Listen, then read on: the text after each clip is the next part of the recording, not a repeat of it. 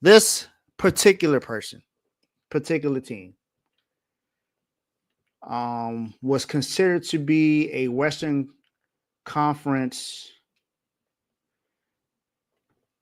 I want to say, contender. They were considered that. However, that is absolutely not the case now. And if you look at the way who was on their team as far as the stars, you would think that they would be in at least in playoff contention. That's not even the case either. They had a horrible month last month, and it doesn't seem like it might get any better right now. They just took another loss last night after they had a win, but either way, it was another loss. This team just can't seem to get anything together, no matter if it's the coach or the players or the philosophy. It doesn't matter what happens. This team just can't get over the hump.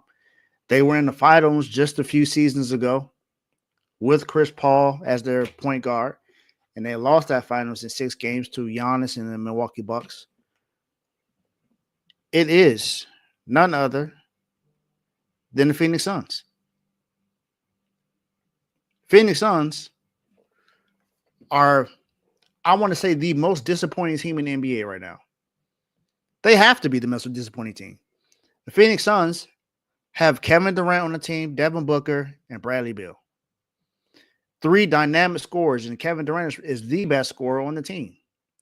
But like I said, 2 of these guys have at least been to the finals before.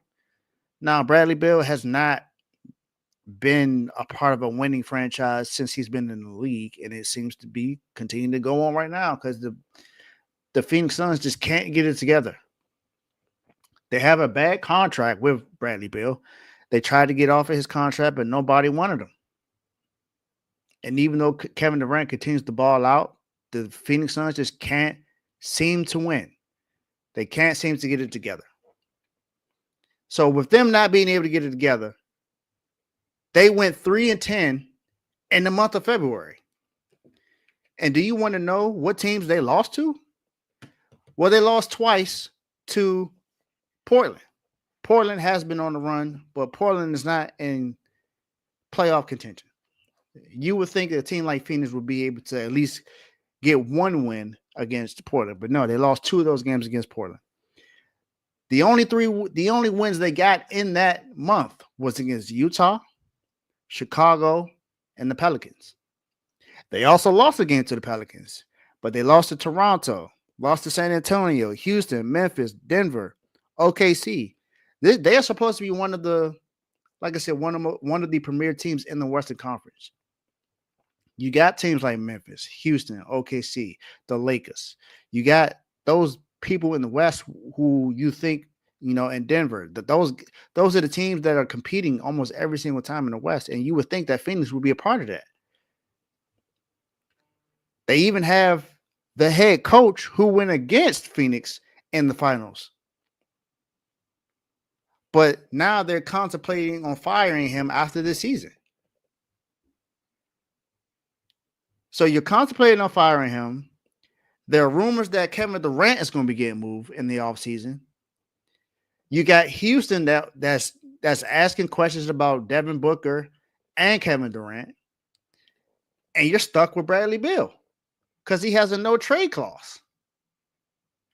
You tell me what players in the NBA you think deserve to have a no trade clause. Not to say that he doesn't deserve his contract, because hey, his agent got the deal done.